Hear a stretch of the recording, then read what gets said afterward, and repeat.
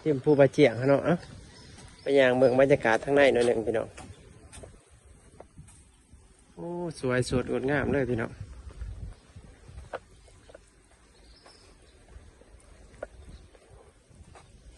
อากาศถือว่าสดชื่นขนาดวัดบ้านเฮาสบายดีไอ้จั่วออกไปเลยเนาะพี่น้องเนาะน่าจะยังแต่คูบาหรือว่ายาปูนี่เพิ่นสร้างใหม่อีกเนาะพี่น้องนี่สร้างซิมเนาะสวยงามขนาดสวยงามอลังการเลยโอ้บรรยากาศแล้วเล่านะเจ้าหอด10 กิโลเมตรผู้ใดสายผู้บาเจียงนี่เรียบตีนผู้มากพี่น้องก็จะมีบานหลายบาน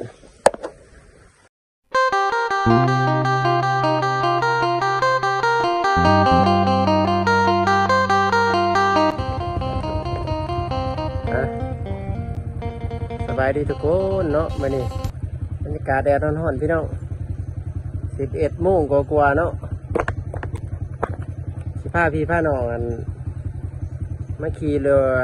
ชมบรรยากาศเส้นทางตีนภูปะเจียงเนาะเส้นทางริมเส้นทางแดงบรรยากาศช่วงเลือด11เส้นทางตามหมู่บ้านเฮามันสิเป็นจังไดเนาะพี่น้องเนาะสิไปสะดวกสบายได้บอกเนาะไปเบิ่งไปรับชมมากันได้พี่น้องเนาะวันนี้ก็บรรยากาศแดดร้อนๆพี่น้องปะ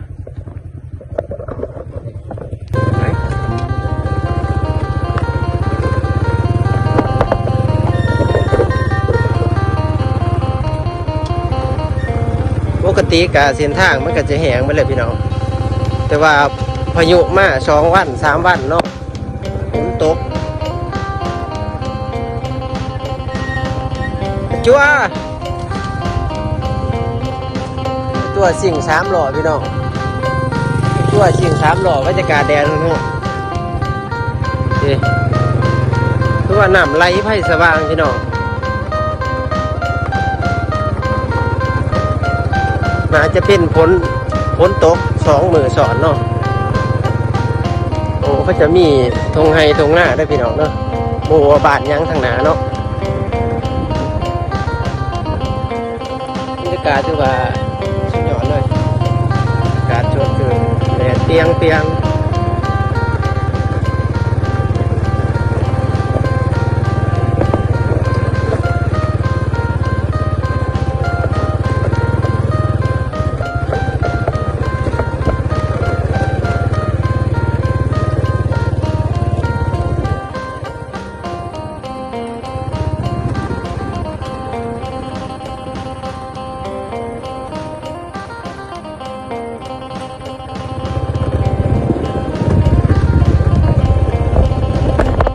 โอ้ครั้งแรกสิมีร้านค้าหรือบอลเราไปน้องเนาะตอนนี้หิวหนักขนาด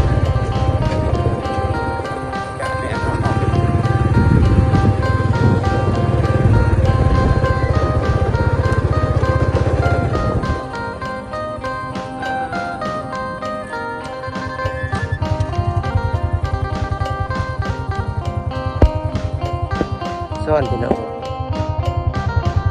อาจจะเป็นรีสอร์ทเนาะหรือว่ามองเขาเจ้าเลี้ยงปูเลี้ยงป่าเนาะน้องจือตามเห็นแต่ว่าห้ามโบทางเขาไปเนาะริมภูกระเจียงบรรยากาศพี่น้องสดชื่นเวลาเขามาไล่นี่จะพ่อวัดอีกพี่น้องมีวัดหนึ่ง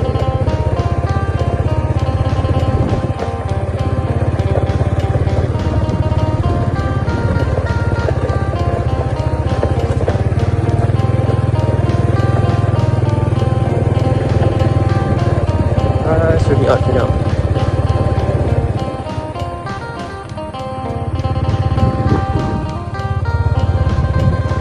นี่น้ำไหลไผ่สว่างเลยเห็ด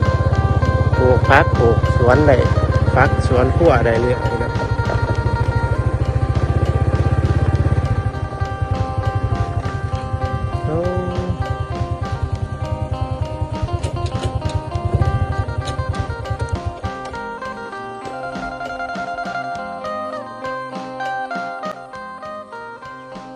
บรรยากาศอยู่วัดไต่ผู้บาเจียงเฮา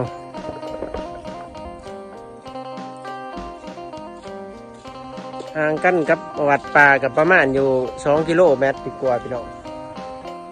มาหน่อยวัดยังนี่วัดบ้านยังวัดบ้านธงศรีวิไลพี่น้องโอ้วัดอุ่มสงชัยยะลามบ้านธงศรีวิไลบรรยากาศถือว่าโอ้สุดยอดพี่น้องพี่ทีมผู้บาเจียงเนาะไปอย่างเมืองบรรยากาศทั้งในหน่อยหนึ่งพี่น้องโอ้สวยสดงดงามเลยพี่น้อง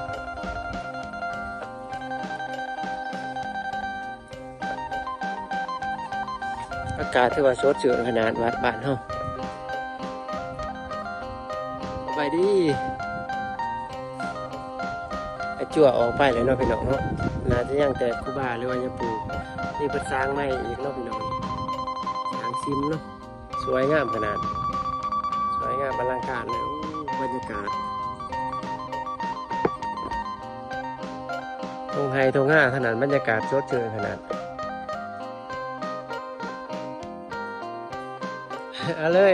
ยไปต่อนี่ได้บ่ายมีบ้านหลายอยู่บ่ทางในโอ้ยไปพี่น้องไปชมเส้นทางบรรยากาศเรียบตีนผู้ไปอีก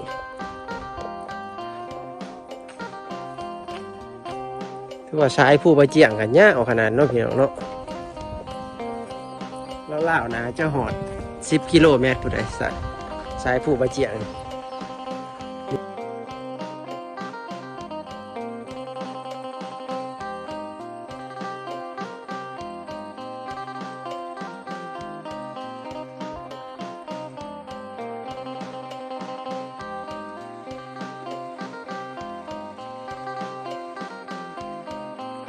น้ำไหลไผ่สว่างพี่น้อง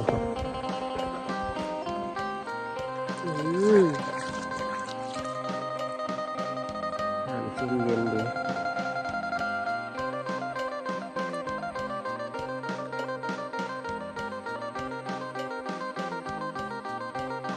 เรียบตีนผู้มากพี่น้องก็จะมีบ้านหลายบ้าน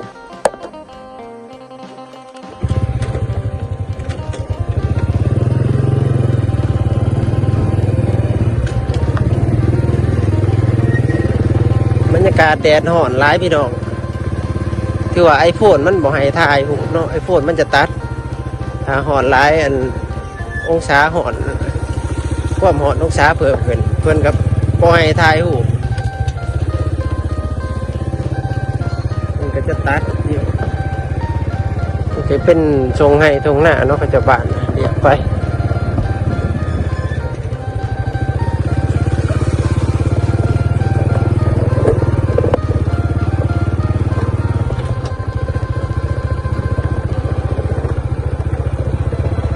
ทางก็ค่อนข้างว่าหากรถจักรนี่มาได้อยู่พี่น้องรถใหญ่นี่ประหยัดปันไหนเนาะว่าช่วงนี้ก็ฝนตกพายุเขาค่อนข้างว่าทางอยากเปลี่ยนนิดนึงแต่ว่าวิวถือว่าสุดยอดแล้วเนาะบรรยากาศสดชื่นดี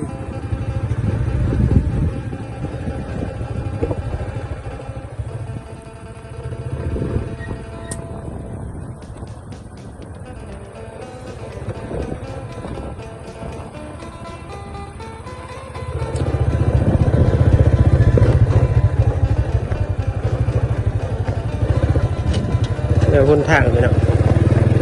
ฝนตกนี่คือสิไปบ่ได้เนาะทางนี้โอ้บรรยากาศแท้นี่ด้วยว่า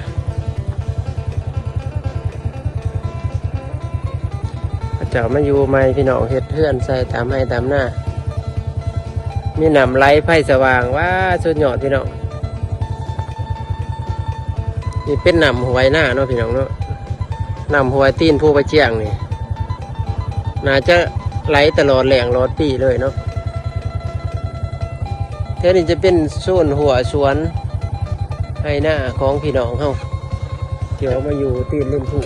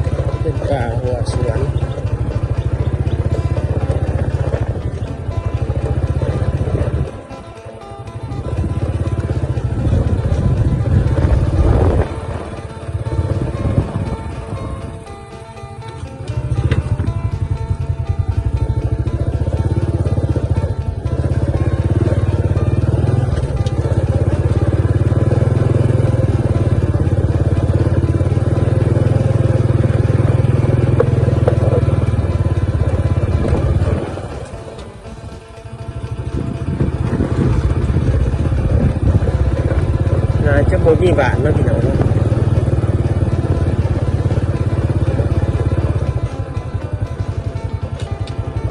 นายจะสุดป่าเนี่ยเพราะว่ามีแต่หน้าเขาจะ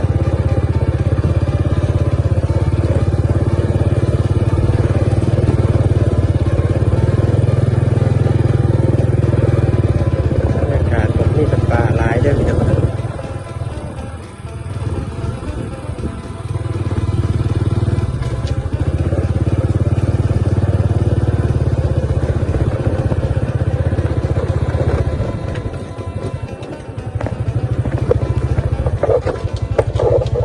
เอาไห่ตรงนั้นนะครับ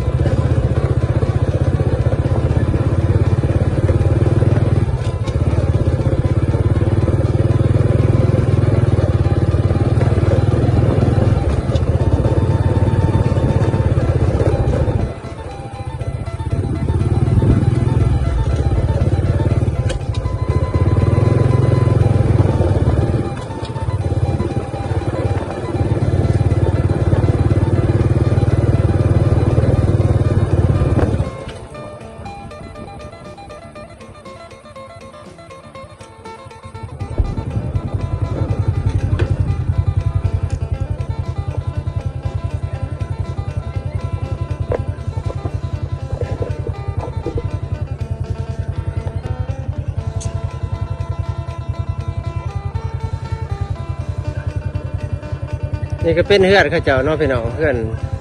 สุดป่าเลยเนาะน่าจะสุดทางเลยเนาะนี่การมันนี่ก็ถือว่าวันหลายพี่น้องเราชมบรรยากาศบานๆเนาะค่ะตีนภูไปเที่ยงเฮาบ้านใช่ยาวางมีหลายหมู่บ้านพี่น้องแต่รักแปดมากนี่เนาะเพราะว่ามีหลายหมู่บ้านบรรยากาศกับตามทางกับบอกเลยว่าทางกับไปได้สะดวกอยู่พี่น้องรถจักรไปได้สบายเนาะบรรยากาศฝนตกมีน้ำน้อยนึงพี่น้องบ๊ายบายพี่น้องเจอกันคลิปหน้าเนาะ